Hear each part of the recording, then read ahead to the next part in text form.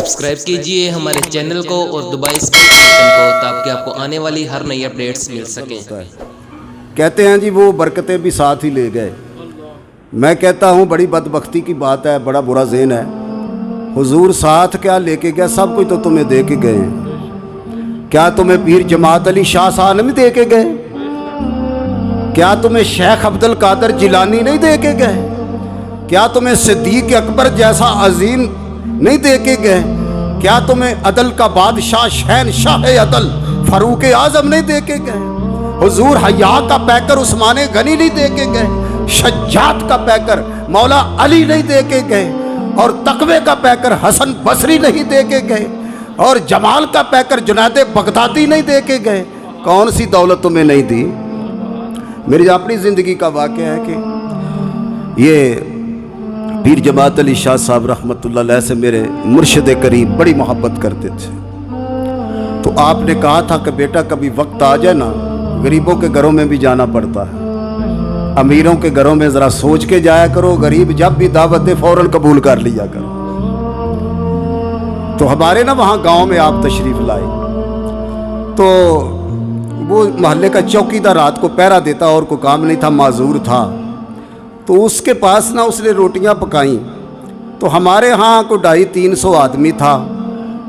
तो हमारे वालिद मोहतरम ने कहा कि हज़रत थोड़े से लोग लेकर चले जाएं, वहाँ तो वो गरीब आदमी है, इतने लोगों को खाना नहीं मिल सकेगा।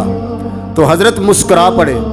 आप फरमाने लगे कोई बात नहीं, अगर खुलूस से बुलाया है ना उसने तो अल्लाह बरकत अता फरमा देगा। तो हज़रत को अंदर बुलाकर वो हांडी भी दिखाई गई और रोटियां भी दिखाई गई। अभी ये वाक़या तकरीबन 35 साल पहले का है। तो आपने क्या किया, आपके कंधे पे रुमाल होता था, वो रुमाल रोटी पर और आधा हांडिया पर दे दिया गया। तो आपने फरमाया निकाल निकाल के दे दो। बहुत खुला वेड़ा था, खुले वेड़े होते थे पहले।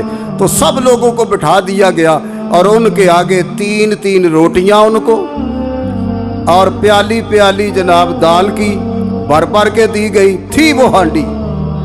जब सारे खा गए ना सैर होकर, अल्लाह अकबर, तो हजरत ने फरमाया मैं बाद में खाऊंगा। आप फिर अंदर गए, फरमाया मेरा रुमाल मुझे दे दो। जब रुमाल उठाया तो हांडी में सालन भी उतना था, रोटियां चंगेर में भी उतनी ही थी।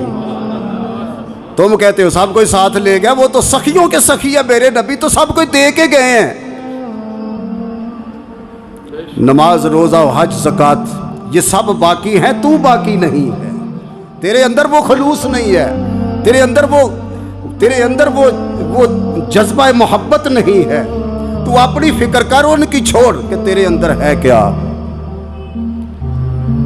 सुम्मा कफरू सुम्मा अमनु सुम्मा अमनु सुम्मा कफरू। दिन को काफरों वाला काम, रात को मोमिनों वाला। रात को मोमिन है तो दिन को काफिर। तेरी तो हर घड़ी तेरी कैफियत बदलती रहती है, तो शिकवे करता है उन पर। चांद पे थूकने वाले के मुंह पे ही पड़ता है ना। तो मैं कह रहा था कि हज़रत अबू तालिब रज़ी अल्लाह ताला अन्हु ने हुजूर को रख लिया कफ़ालत के लिए कि ये कफ़ालत करेंगे। लेकिन सुबह जब हुई तो आपके दूसरे बच्चे और वो घर के ख़ानदान के लोग उठे। ज़ाहिर है कि रात को फिर आंखों से मैल भी निकलती है, चेहरे भी कुछ इस तरह के होते हैं, सोए आदमी का जैसे चेहरा होता है तो मरझाया हुआ होता है। और सब उठते हैं और छट्टे चेहरे पे मारते हैं। लेकिन जब रसूल करीम सल्लल्लाहु अलैहि वसल्लम उठते हैं तो गुलाब का फूल भी इतनी नज़ाकत नहीं रखता जितना तरोताज़ा मेरे सरकार का चेहरा होता था।